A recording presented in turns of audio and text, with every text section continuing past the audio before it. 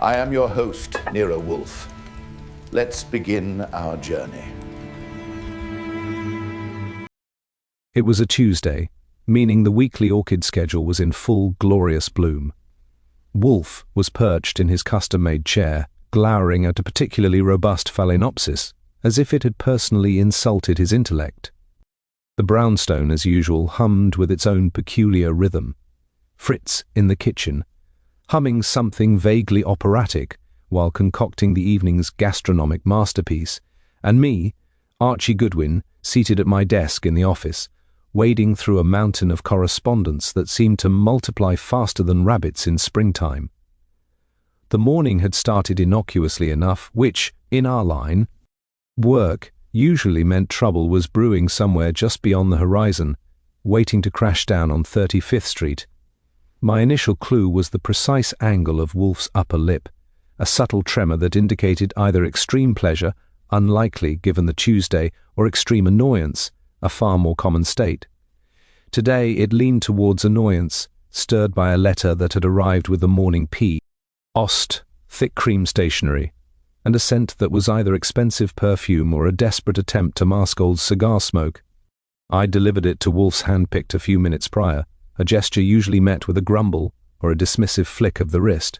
This time he'd actually read it, slowly, meticulously, as if deciphering hieroglyphs. He'd even grunted, twice. That alone was enough to make me keep an eye on him. Archie, he rumbled, finally, without lifting his gaze from the offending parchment. His voice was a low growl, like a contented bear that had just realized its honey pot was empty. "Sir," I replied, diverting my attention from a particularly blunt invoice for organic fertilizer. "Fetch me the almanac, the one pertaining to obscure culinary festivals in the tri-state area." I blinked. "The one, you mean the ancient leather-bound tome that smells vaguely of mildew and forgotten herbs?" "The very one," Wolfe affirmed, his eyes still fixed on the letter. "And quickly, if you please. This impertinence demands a retort of appropriate, albeit understated, vitriol." I sighed inwardly. This was Wolfe's equivalent of a 5-alarm fire. I located the requested volume, dusty and smelling exactly as I'd described, and placed it gingerly on his desk. He opened it, flipping pages with a surprising delicacy for a man of his bulk, occasionally muttering under his breath. "Ah, yes," he finally declared, a note of grim satisfaction in his voice. "The Gastronomic Guild's annual autumn feast, a regrettable indulgence of the palate disguised as a scholarly pursuit. This letter, Archie, is an invitation for you, sir?" "Naturally," he scoffed, as if the notion of anyone else receiving such an honor was absurd, addressed to myself, and rather presumptuously, to the esteemed Mr. Goodwin as well. A dinner invitation, mind you, at the home of one Percival Sycamore. The name rang a faint bell, a distant echo from some society column or another. Percival Sycamore, Welt. High old money, known for his eccentric collection of pre-Columbian pottery, and, if memory serves, a particularly nasty temper when his soufflé fell. Sycamore, eh? The pottery magnate? What's he cooking up now, literally? I leaned back in my chair, intrigued. Invitations for Wolfe were rare, especially those that didn't involve a fat check and a dire problem. He usually viewed social engagements with the same enthusiasm he reserved for physical exercise. None. Wolfe finally laid the letter down, his fingers tapping a rhythmic pattern on the arm of his chair. He purports to host a gathering of, and I quote, "the city's most discerning palates and sharpest minds." A thinly veiled attempt to parade his new chef, no doubt, and to settle a few old scores under the guise of intellectual disco. So you're not going," I stated, rather than ask. It was a given. Wolfe wouldn't cross the street for a free meal unless it involved a case that intrigued him to his very core. He turned his full, formidable gaze upon me, his eyes narrowing slightly. "On the contrary, Archie, we shall attend—" I straightened up so fast my chair squeaked in protest. "We what now? We shall attend Wolfe R," repeated, his voice firm, leaving no room for argument. "The reason for this sudden, uncharacteristic acceptance?" He paused, allowing the dramatic tension to build, a subtle theatrical flourish he was fond of. "The letter contains a rather pointed postscript, a cryptic remark regarding a troubling development within the guild that, should it escalate, might unfortunately compromise certain reputations, including, most regrettably, my own. I whistled softly. Blackmail, then, or a particularly subtle threat? Wolfe merely grunted. Perhaps. Or perhaps a clever ruse to entice an otherwise uninterested party. Regardless, the implication that my reputation could be sullied by the petty squabbles of gourmands is an affront I cannot in good conscience ignore, and the mention of a culinary theft, a rather audacious claim, considering the collective egos involved, adds a certain piquancy to the affair. He closed the almanac with a thud. It seems, Archie, that Mr. Sycamore has extended a fatal invitation to dinner. Fatal, that is, for the tranquility of my Tuesday evenings, and potentially for the reputation of anyone foolish enough to underestimate a man who treasures his comfort above all else. Inform Fritz that we shall require a slightly earlier dinner on Thursday, and prepare yourself. The brownstone, I fear, is about to be disturbed the following Thursday. The atmosphere in the brownstone was as thick as Fritz's cream of watercress soup. Wolfe had spent the better part of the afternoon in the plant rooms, which was his usual way of girding his loins for a foray into the outside world. To Wolfe, leaving the house was not merely a logistical challenge, it was a strategic retreat for sanity. By the time he descended in the elevator at 6 o'clock, he was dressed in his charcoal grey herringbone, looking like a mountain that had decided to relocate. He didn't speak a word as I handed him his hat and coat, but the way he compressed his lips told me he was already mourning the dinner he wasn't eating at his own table. We arrived at the Sycamore estate, a limestone fortress on Pepper 5th Avenue, at exactly 7 o'clock. If there's one thing Wolfe hates more than leaving home, it's being late to a place he doesn't want to be in the first place. The door was opened by a butler who looked like he'd been cured in brine, and we were ushered into a drawing room that screamed money so loudly it made my ears ring. It was filled with the kind of heavy, dark furniture that looks uncomfortable just to glance at, and a collection of pre-Columbian pottery that Wolfe ignored with professional intensity. "Mr. Wolfe, what a singular honor," a voice crackled from across the room. Percival Sycamore approached us, looking like a well-dressed vulture. He was thin, wired, and possessed a pair of eyes that didn't seem to blink as much as they reset. He shook Wolfe's hand, or rather, E grabbed it, and Wolfe allowed the contact, and then gave me a nod that suggested I was a piece of luggage he hadn't ordered. "You mentioned a disruption, Mr. Sycamore," Wolfe said, skipping the pleasantries. He stood there, a great yellow-shirted bulk in the center of the room, refusing to sit in any of the spindly chairs offered. "I am not here for the pottery, nor despite your chef's reputation. Am I here solely for the squab?" Sycamore's smile didn't reach his eyes, direct as always. "But please, the others are arriving. The guild members. We shall discuss the unpleasantness over the first course. It is a matter of professional integrity, Mr. Wolfe, a theft of the mind, which is far more grievous than a theft of the purse." As the other guests filtered in, I did what I do best. I leaned against a wall and took notes with my eyes. There were four, the inner sanctum of this gastronomic guild. First was Julian Vane, a man who looked like he'd spent his entire life in a wine cellar, pale, damp, and smelling faintly of cork. Then came Madame Geneviève Lefebvre, a woman who wore her culinary credentials like armor and looked at the room as if she were deciding which parts of it needed more salt. Following her was Arthur Pringle, a younger man with a nervous twitch and a tuxedo that fit him like he'd borrowed it from a larger, more successful brother. Finally, there was Lewis Thorne, a food critic whose columns were known to make chefs weep. He had a face like a hatchet and a demeanor to match. The tension in the room was so thick you could have spread it on a cracker. Nobo. TY was looking at each other. They were all looking at Wolfe, and they weren't happy about it. It was clear that Sycamore hadn't cleared the invite a private detective idea with the rest of the board. "I see you've brought a watchdog, Percival," Thorne remarked, eyeing me with distaste. "Mr. Goodwin is my eyes and ears," Wolfe remarked, his voice steady and cold. "And considering the nature of our guild, I suspect a few extra eyes might be necessary. We moved into the dining room, a space that was more like a cathedral dedicated to the stomach. The table was a slab of mahogany that could have seated 20, but we were clustered at one end.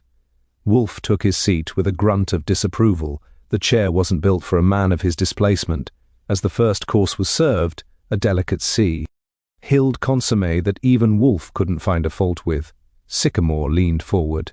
"The matter, Mr. Wolfe, is the saffron star," Sycamore whispered, though in that quiet room it sounded like a shout. "A manuscript, the only known copy of Medici Court's lost recipes. It was to be the centerpiece of our guild's publication next month.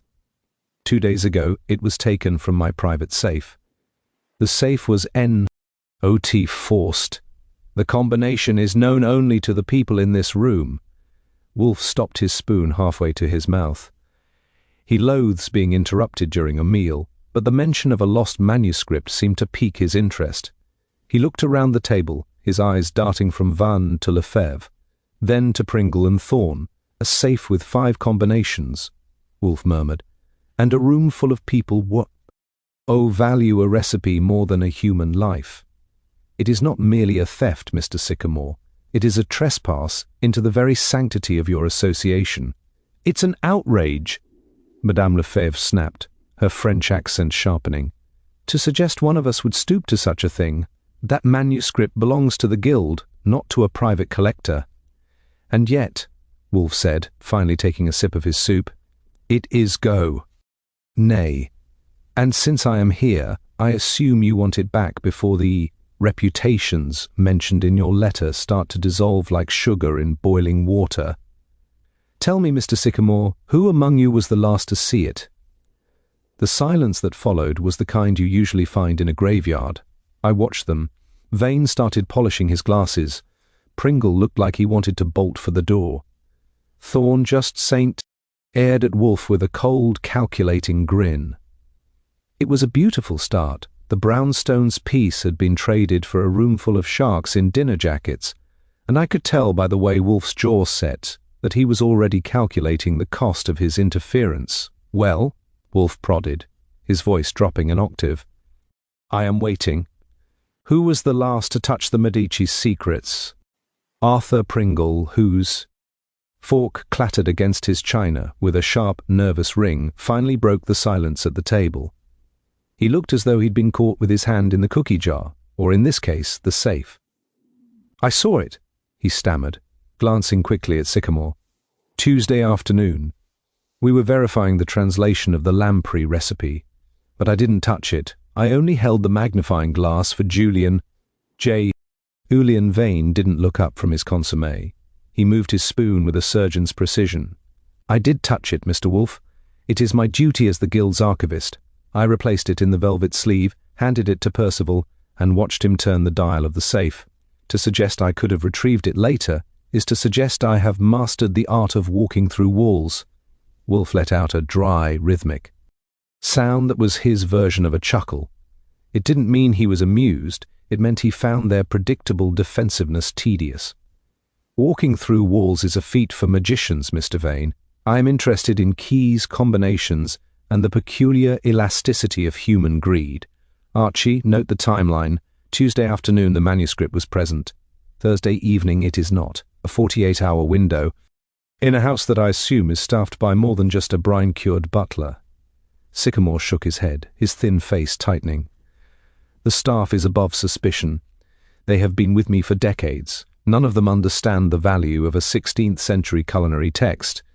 To them, it is merely an old book with stained pages. No, it was one of us. It has to be. Which makes it a family affair," I chimed in, earning a glare from Lewis Thorn, and those are always the messiest, especially when the family tree is full of people who think a misplaced peppercorn is a hanging offense. Thorn leaned back, his hatchet face silhouetted against the candlelight. "You're missing the point, Goodwin. It's not just the book. It's about the publication. The guild is in financial straits. Sycamore's fortune ISN. To what it used to be. That manuscript was our collateral. If it's gone, the guild folds and certain private loans become very public problems. This was the opening Wolfe had been waiting for. He loves a good motive, especially one that involves a bank balance. He didn't say anything for a long moment, allowing the weight of Thorn's statement to settle over the table like a heavy fog. Mad. Armée Lefebvre looked pale, her Gallic composure finally cracking. Pringle was sweating openly now, and Vanna had stopped eating altogether. Financial ruin, Wolfe mused. The ultimate seasoning. It makes even the most unpalatable actions taste like necessity. Archie, tomorrow you will begin. I require a detailed account of the movements of every person at this table since Tuesday at 4 o'clock. I also want a list of any private collectors who have recently expressed an interest in Medici history. Mr. Sycamore, you will provide Mr. Goodwin with a list of your staff, though I suspect they are merely the scenery in this particular play.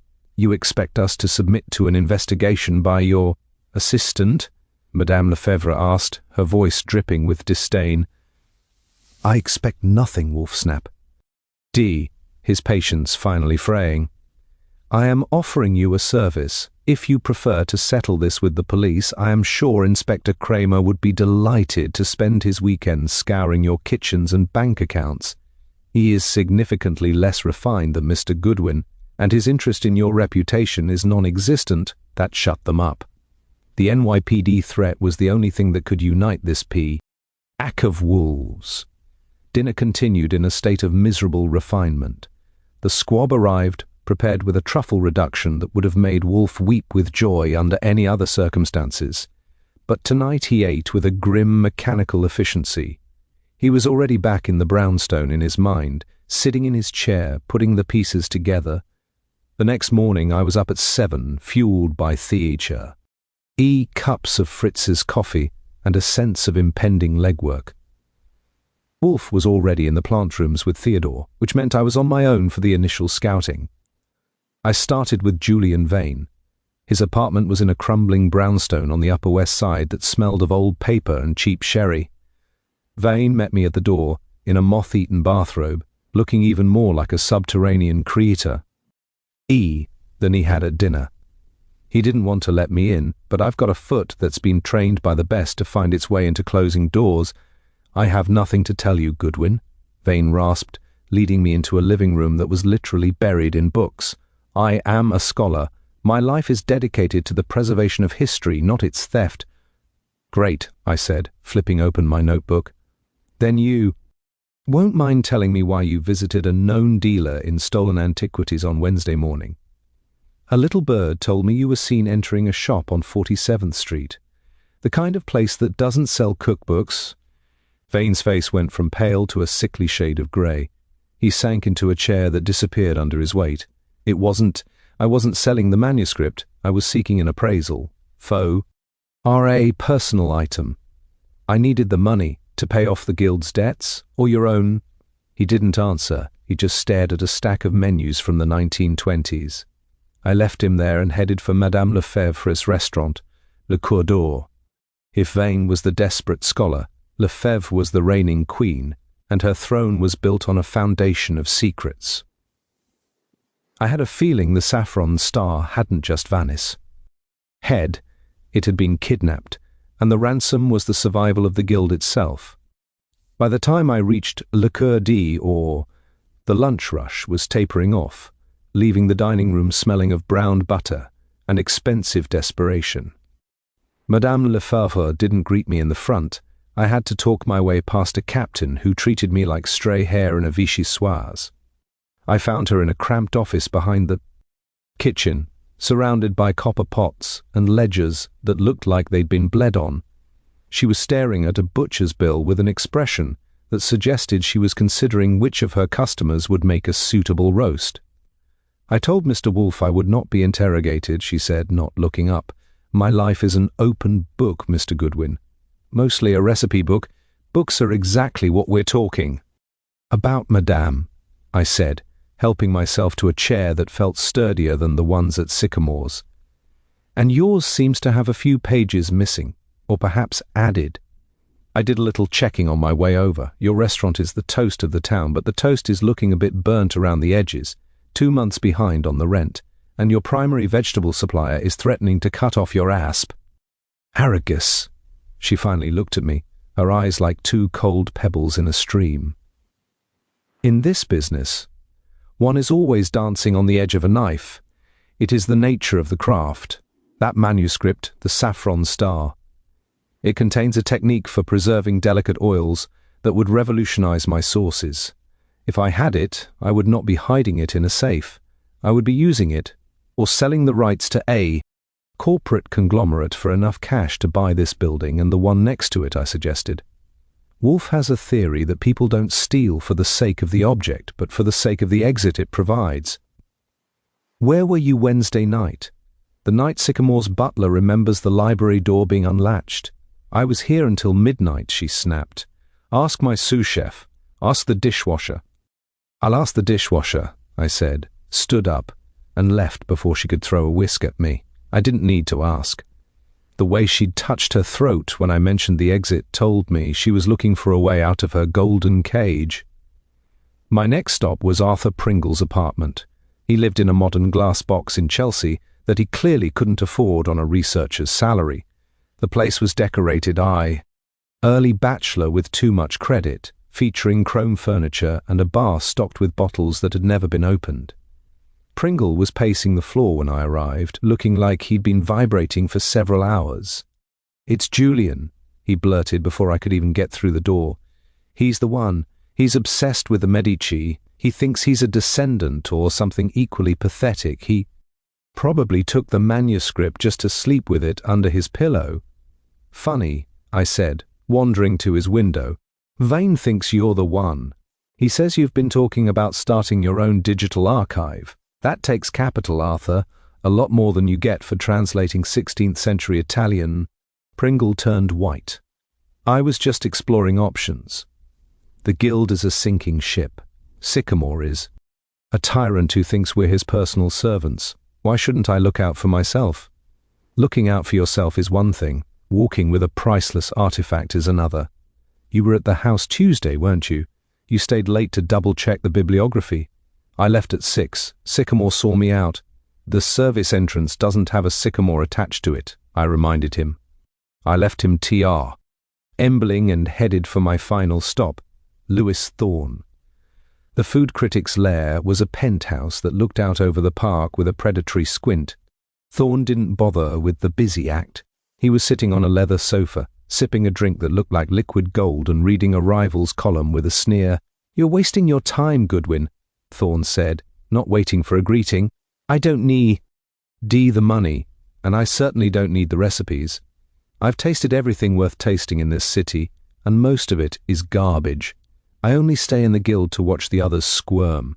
It's my primary source of entertainment. Entertainment can be expensive," I said. "I hear you're being sued for libel by that steakhouse in Brooklyn, the one with the owners who have friends in very quiet places.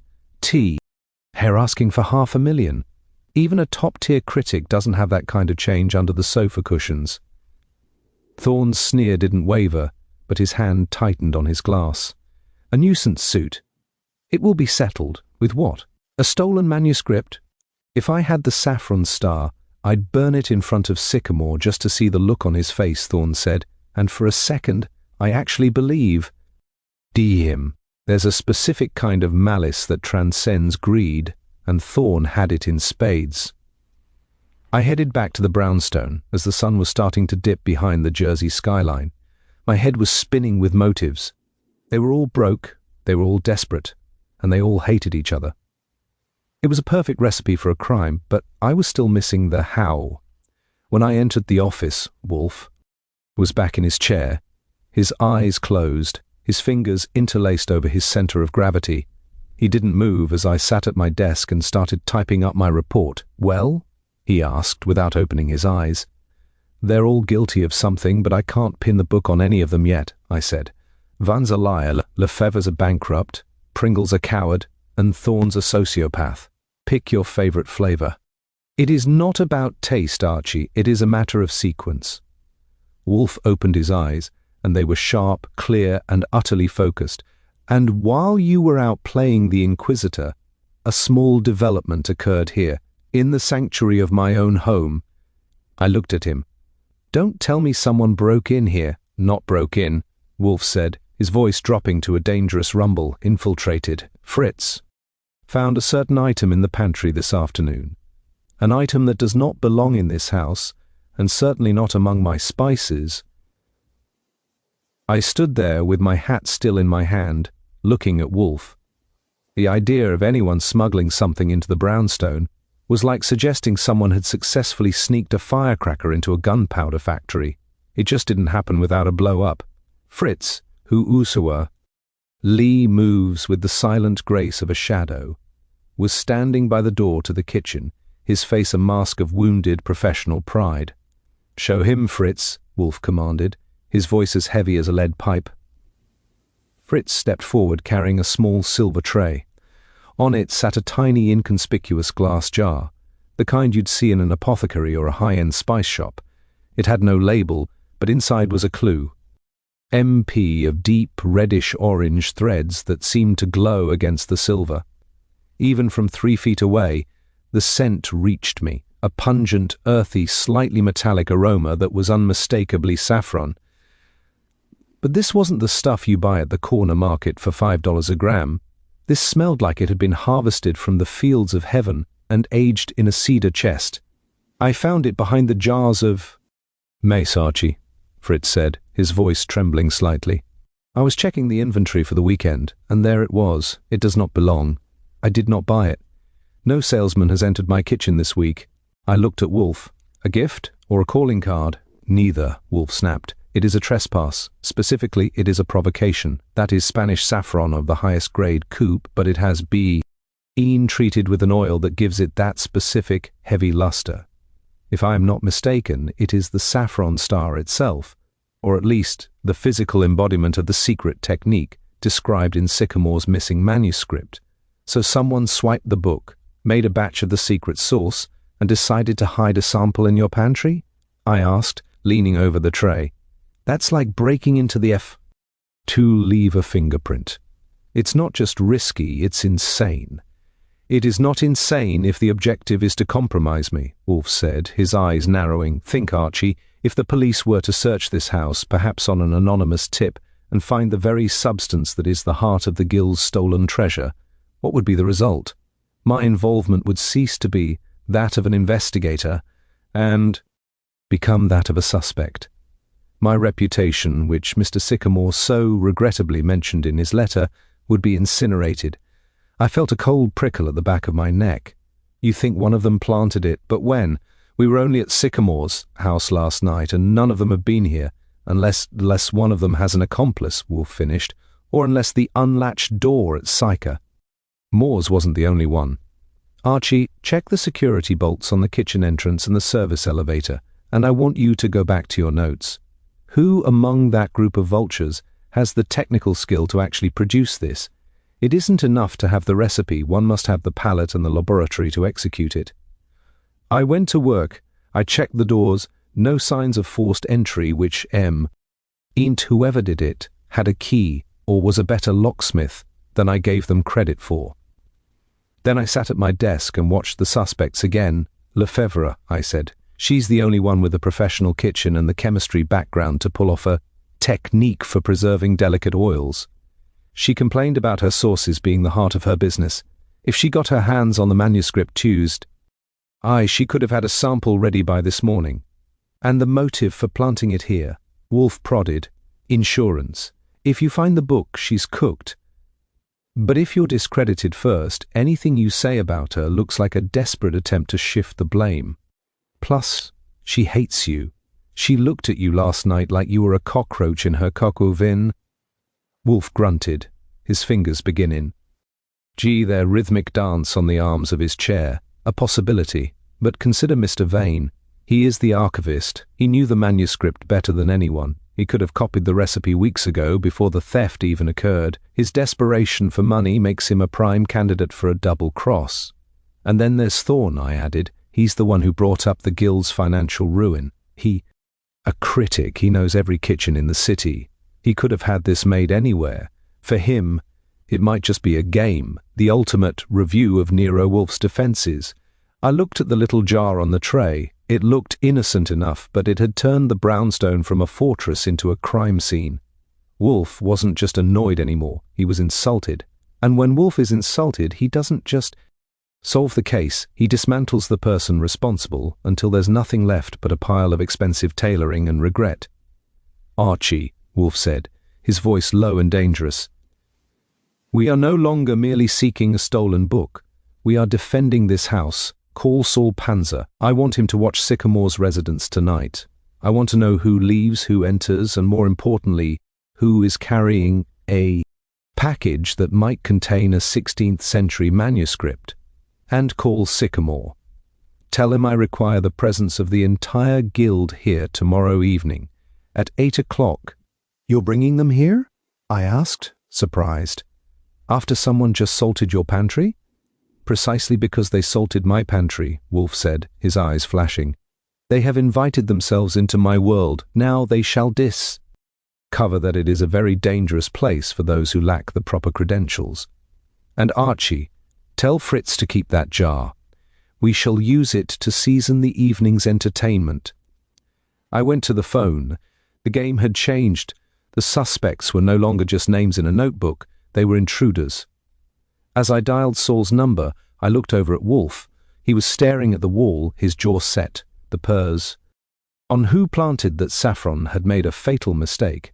They had mistaken Wolfe's physical inactivity for helplessness. They were about to find out that the mountain could in fact come to them and crush them where they stood. The phone call to Saul Panzer was brief, as it always is when the stakes are high and the instructions are precise. Saul doesn't need a map or a lecture, he just needs a targ. And a timeline. By 10 o'clock that night, he was a shadow among shadows across from the Sycamore estate, and I was back in the office trying to make the pieces of our fractured puzzle fit together.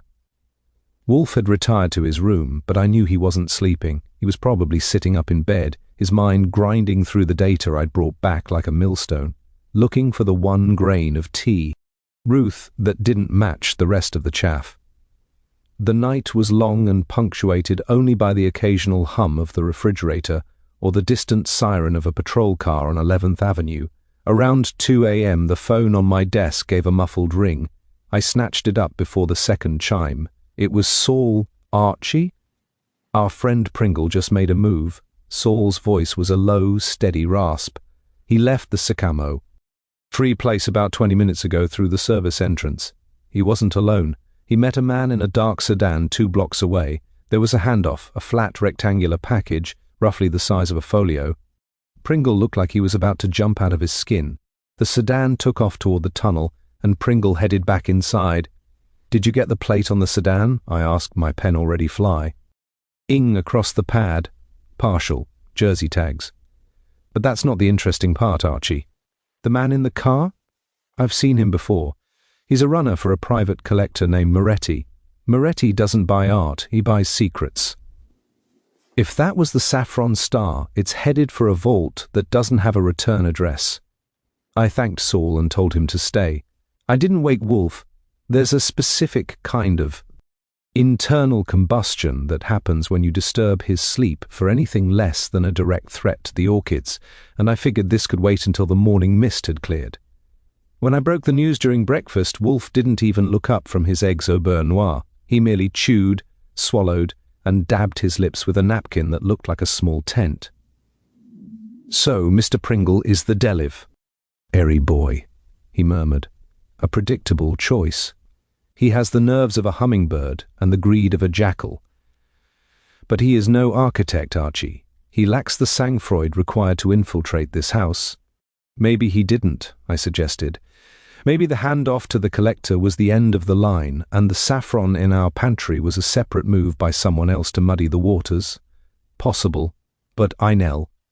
Egant, Wolfe said, pushing his plate aside.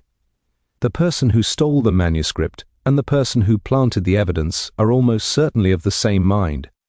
One is the crime, the other is the insurance policy. If Pringle is a thief, who is his partner? He hasn't the wit to act alone. The pressure began to mount as the day progressed.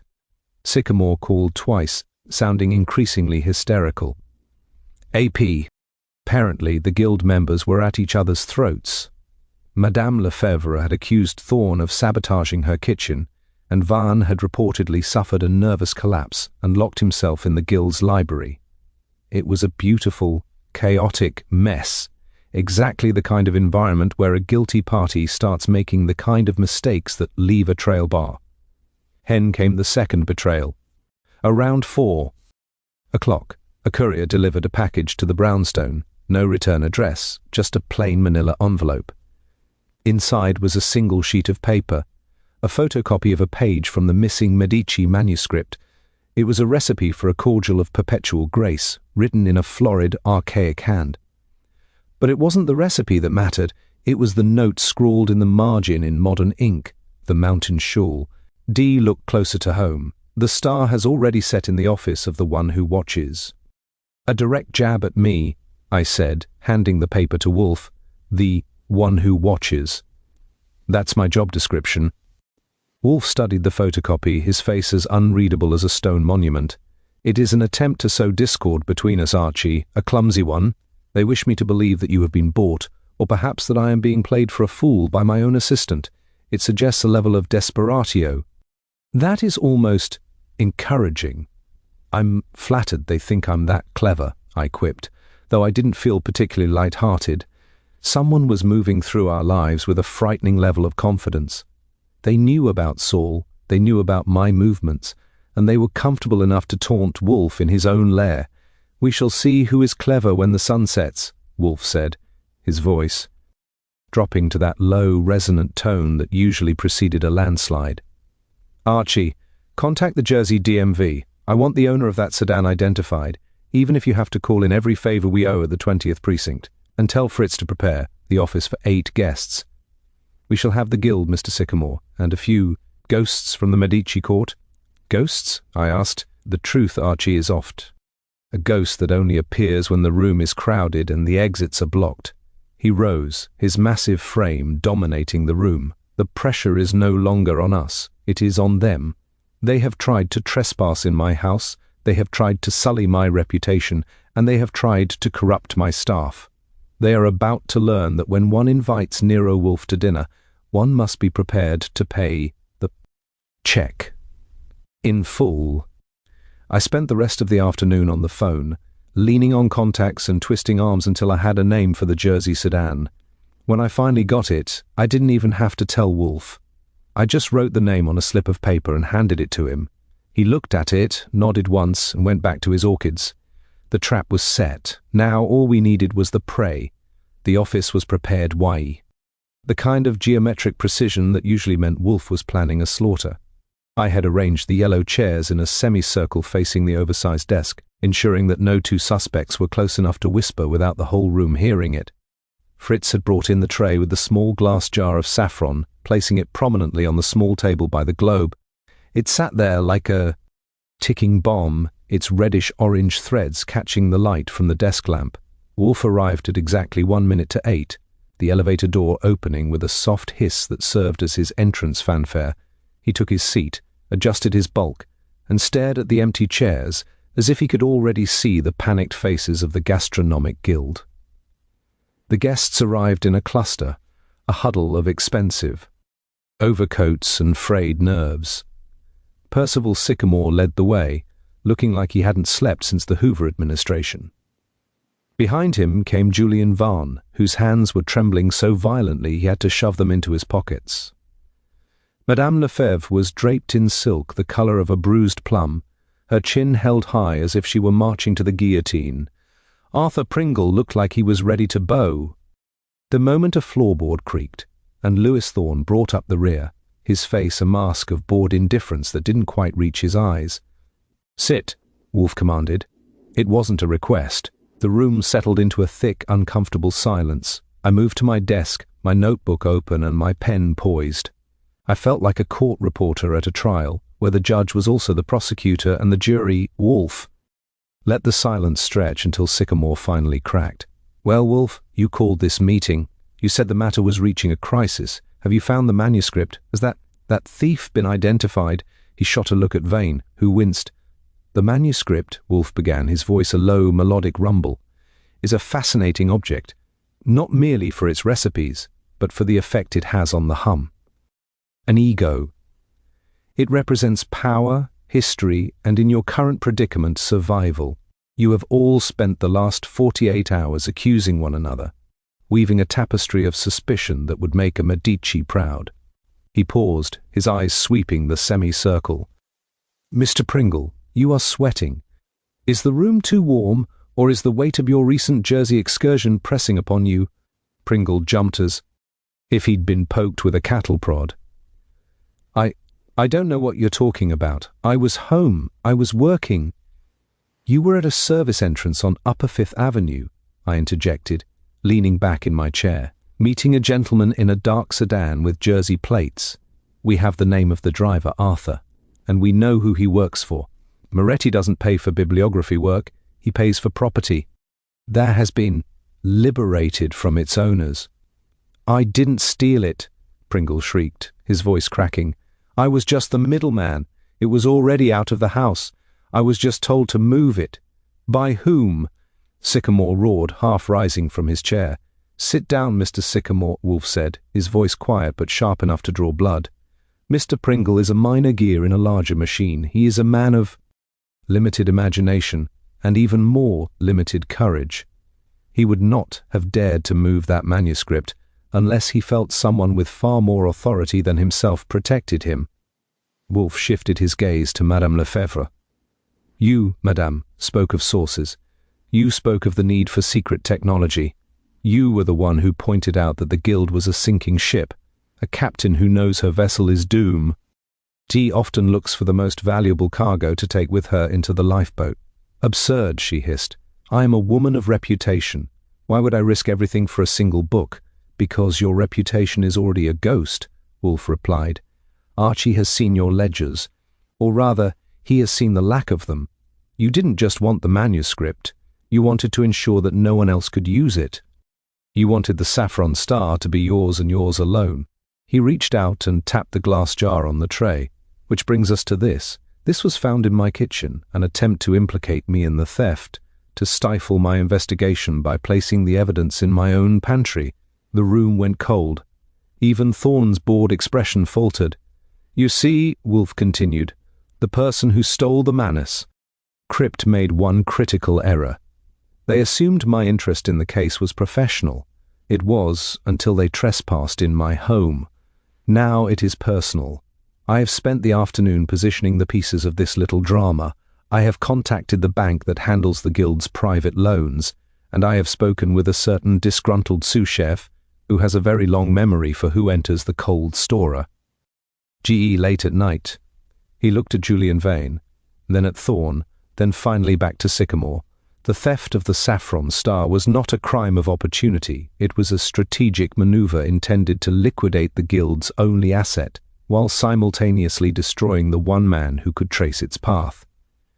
"You all came here tonight expecting me to name a thief. I shall do better. I shall name a traitor. Woe."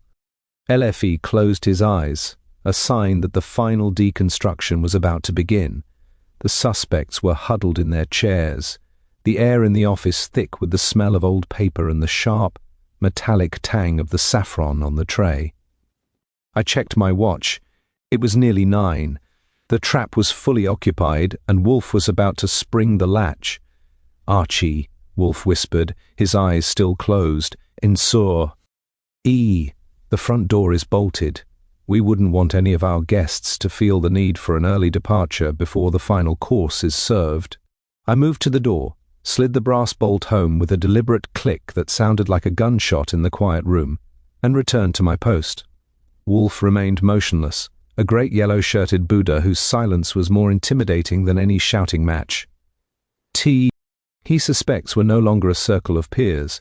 They were a collection of nerves held together by expensive tailoring. Sycamore was chewing his lip, Vane was staring at his shoes, and Thorne had finally stopped looking bored.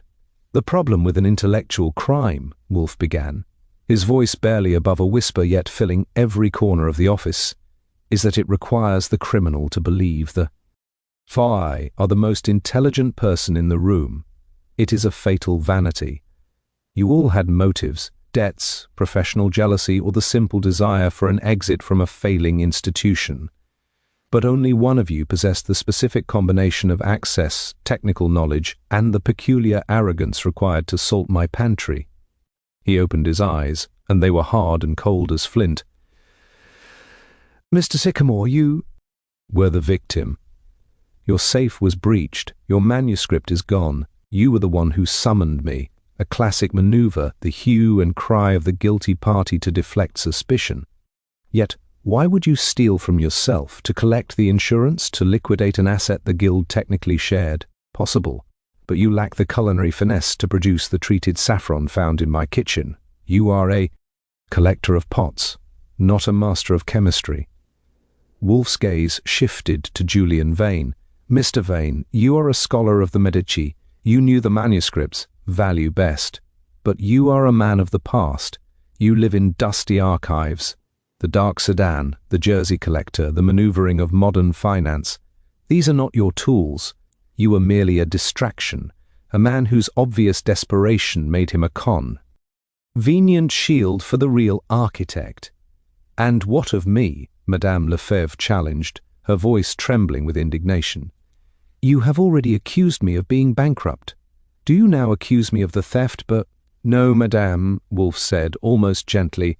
You are indeed bankrupt, and you are indeed desperate. But you are also a professional. If you had stolen that manuscript, you would have used the technique to save your restaurant, not to play games with a private detective. You would have hidden the treasure, not displayed it on a silver tray in my pantry. You have many faults, but you are not a fool.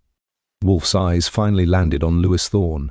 The food critic didn't flinch. He actually leaned forward, a thin, predatory smile touching his lips. And so we come to the critic, Wolfe murmured. The man who has tasted everything and found it wanting. Mr. Thorne, you mentioned that the guild's financial ruin was your primary source of entertainment. But entertainment is a passive pursuit. You are a man who craves control. You have built a career on the power of your word to create or destroy. When the guild began to crumble, you saw an opportunity for a masterpiece of a different sort. A compelling theory, Wolfe, Thorne said, his voice smooth as silk. But I have no need for 16th century recipes. I don't cook, I judge. Precisely, Wolfe snapped. And you judged that I was a threat to your little arrangement. You knew Arthur Pringle was weak and greedy. You used him as your hands. You were the one who directed him to contact Moretti's runner.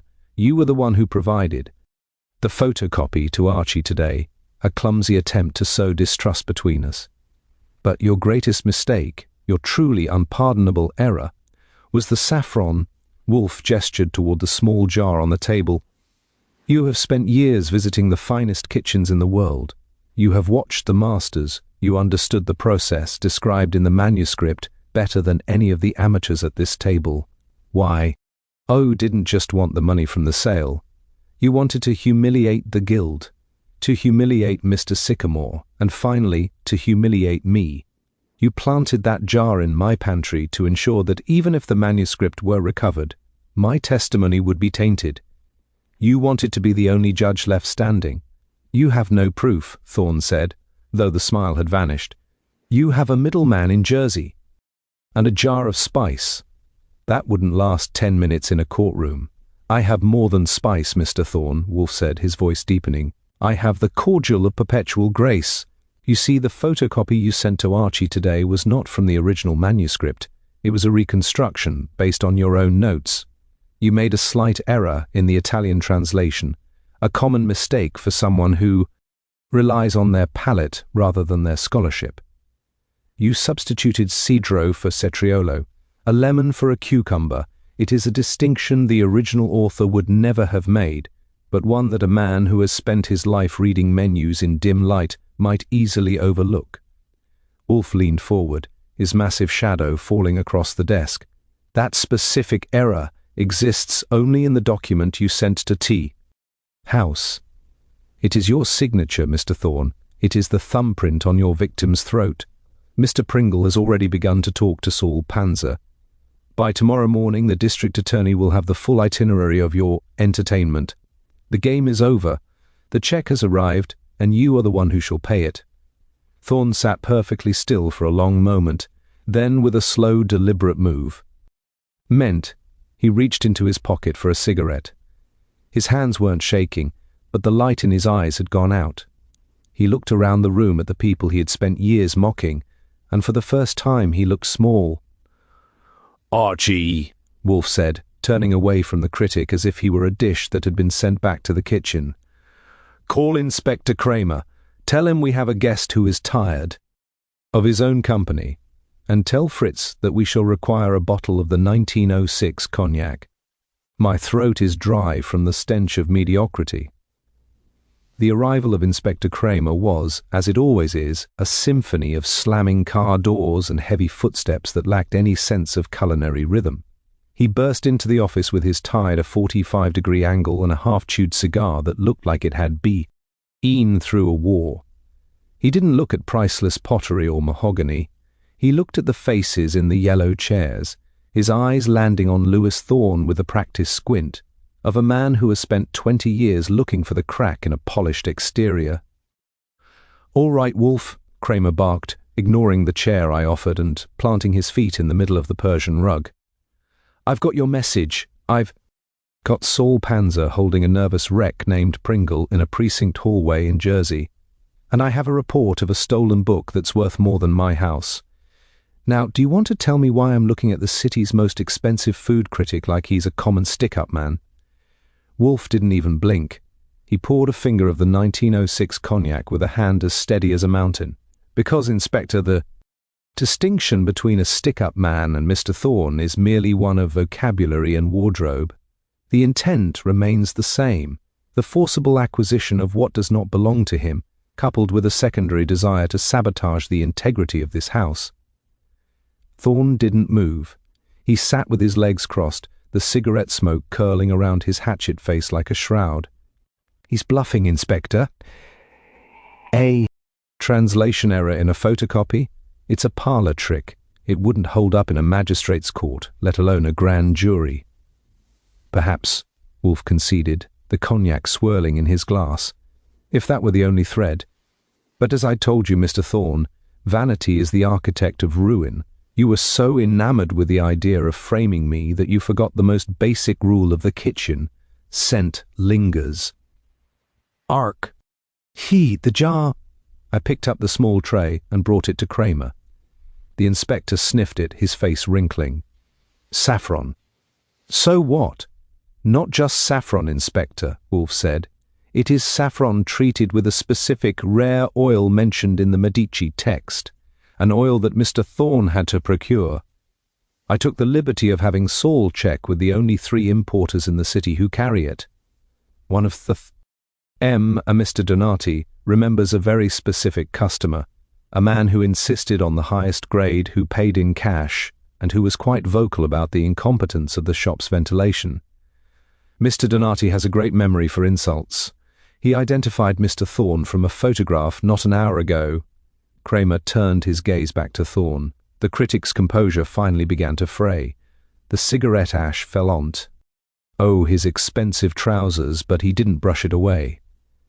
"Pringle is already singing, Thorne," Cramer said, his voice dropping to a gravelly low. "He says you gave him the manuscript at a midtown hotel on Wednesday morning.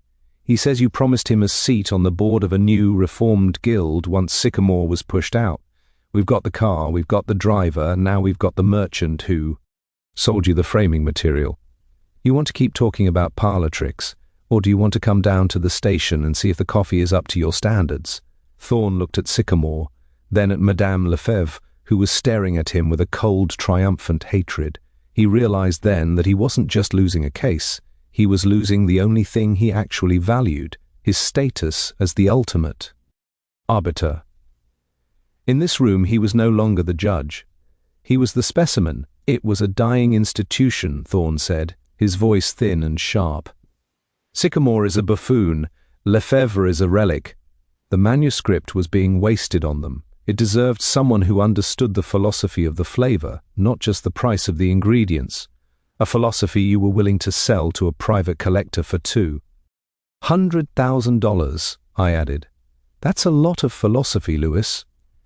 Cramer nodded to the 2 plainclothesmen waiting in the hall. They entered and escorted Thorne toward the door. He didn't struggle, he walked with a rigid, frozen dignity, as if he could pretend the handcuffs weren't there if he just refused to look at his wrists. Pringle was already in custody, and Sycamore looked like he was about to collapse with relief. "The manuscript, Wolfe?" Sycamore asked, his voice shaking. "Where is it now?" "It is currently in a safe deposit box at the Jersey City bus terminal," Wolfe said, sounding bored now that the intellectual exercise was over. "Saul has the key. He shall deliver it to you tomorrow morning, provided you have the funds to settle my invoice.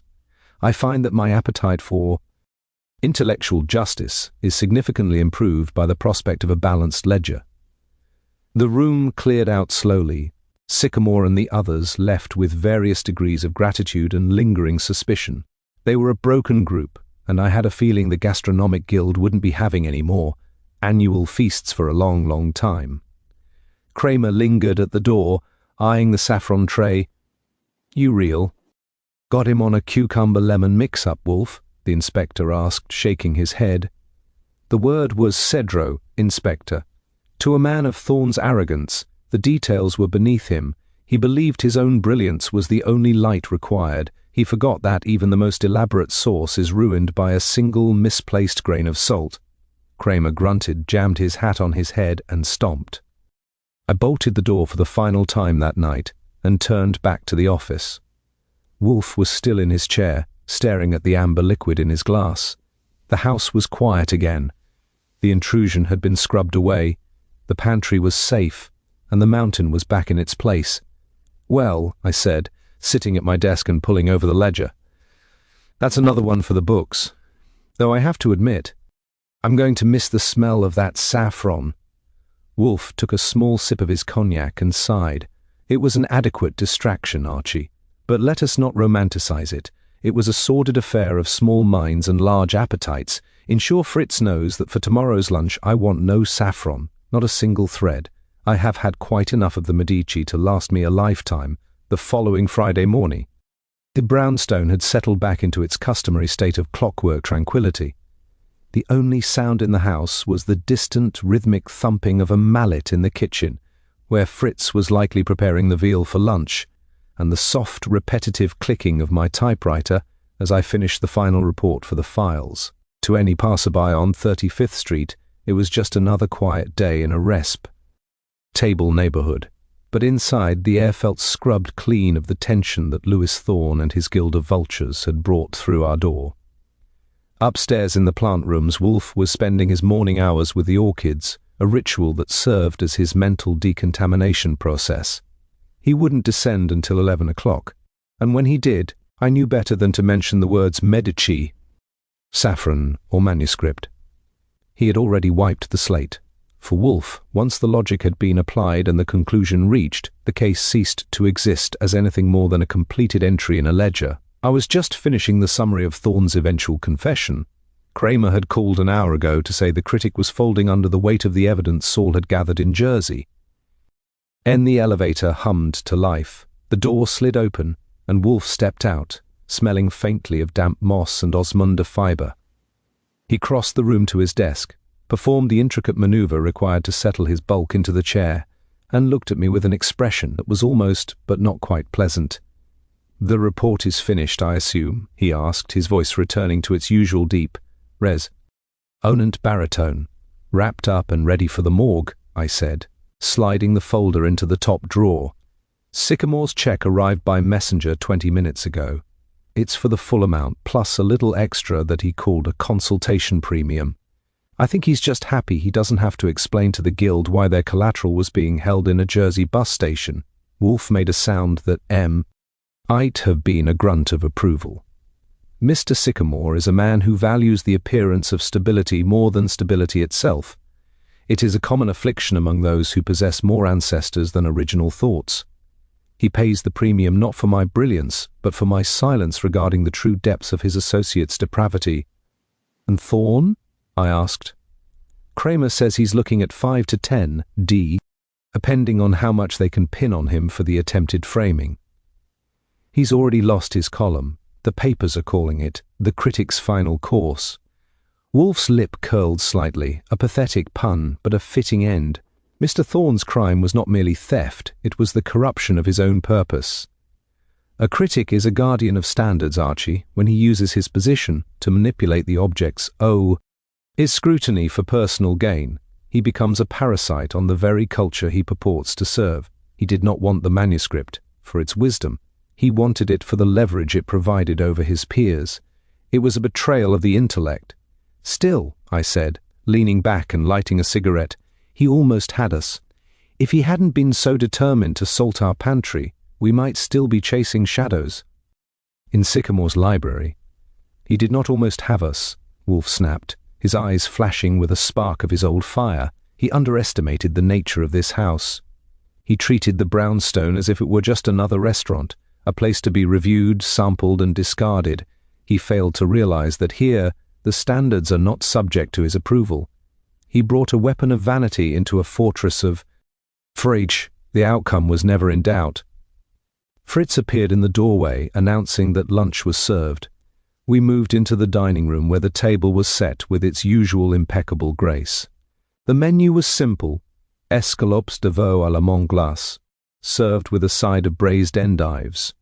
There wasn't a hint of saffron in sight. As Wolfe took his first bite, a look of profound satisfaction spread across his face. He chewed slowly, his eyes closed, fully immersed in the sensory experience. For a man who had just dismantled a criminal conspiracy and saved a priceless piece of history, he seemed far more interested in the texture of the veal than in the gratitude of the public. "You know," I said, between bites Thorne mentioned that the manuscript contained a recipe for a cordial of perpetual grace. I wonder if it actually worked. Wolfe opened one eye and looked at me over the rim of his wine glass. "Grace, Archie, is not something that can be bottled or brewed. It is a character condition.